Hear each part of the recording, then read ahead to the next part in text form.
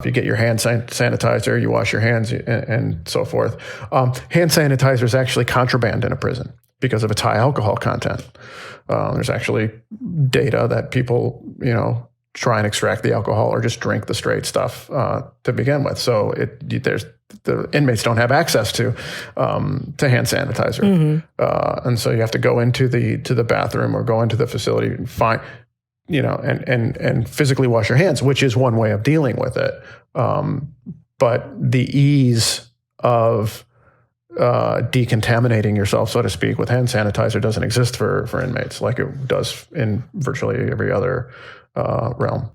Well, I imagine on the sympathy meter, inmates are kind of pretty low on that pecking order. Yeah, well, that goes without saying, and you can even see statements from certain people in charge who have said essentially that, society's breaking down, releasing felons aren't going to change anything. But then again, one has to ask oneself what kind of threat an 84-year-old man is in prison when, not subjecting him to a virus, who does that hurt? Letting an 84-year-old man out of prison, and certain other jurisdictions are taking note on this. In fact, in Virginia, the governor of Virginia said that he thought it might be a good idea to release everybody who has a less than a year left on their sentence, and that's about in Virginia, it's about 2,000 people.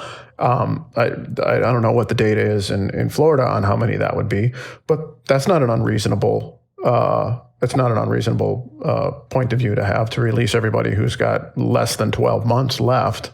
Because you do 5 years and you're starting on your fourth, ready to get out.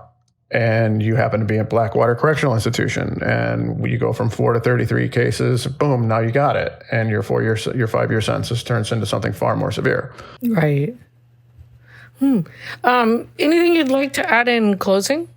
I would just like to say that it's like you made an interesting point. You said on the sympathy meter, inmates are very, very low on that register, and that's true. But they're still human beings, and the fact that the government has decided and used its proof through the criminal process to convict them and sentence them and take away their freedom from them means that they're also have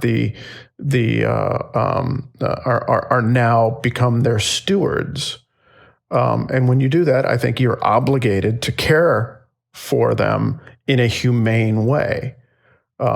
And that means testing, treating, and doing something so that they're as safe as they could possibly be under the circumstances. Otherwise, it becomes a situation where you have rampant disease in the prison that could cause death. And the United States Constitution, the Eighth Amendment, says that there shall be no cruel and unusual punishment. And I think maybe they might start seeing some interesting arguments about that. I mean, inmates are required to receive medical care on that. The law, in order to establish a lack of medical care by an inmate, you have to prove that the prison facility is being intentionally indifferent to your medical needs. I don't know whether that's happening now. I think we might know later because this whole, even from the outside population, the progression of this virus has been an hourly fluid scenario, and I'm sure it's the same in the prison. So it's a very difficult question, but from a humanities point of view, if we're gonna incarcerate somebody for a crime, I think we're also obligated to take care of them for it in order to be consistent with the Eighth Amendment. Well, I don't know that the for-profit prison business plan really is going to step up for this. Well, no, and feel free to cut this out, but there's an old economics. Never. There's an old economics experiment, right? And it dealt with the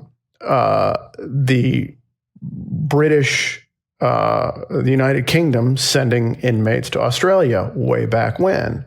And when they started doing it, they would pay the ship captain per person that got on board. And when the ship got to Australia, they started finding out that there wasn't that many left on board because it got expensive to feed them along the journey. And if they got sick, it got expensive to care for them. So they just didn't make it. Then some economist in England decided, I got a better idea. Let's pay the ship captain for every person that survives at the end of the trip in Australia. Guess what happened? A lot more people made the journey. Interesting. Well, thanks, Craig, for another enlightening and truly terrifying podcast. I'm always happy to enlighten and terrify. Thanks. See you soon. Stay healthy, my friend. All right, you too.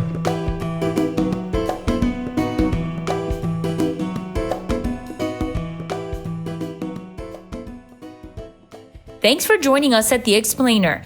If you love our show, leave us a 5-star review with your podcast provider and ask your friends to subscribe. You can always drop us a comment at explainer@miami.edu. Our show is engineered and edited by Christopher Alzadi with theme music composed by Rady Kim from the Frost School of Music. I'm your host, Annette Uguez. Today's episode is brought to you by Miami Law's Street Law Program, an educational legal outreach program that trains current law students to teach law to high school students. For more information, visit law.miami.edu/street law.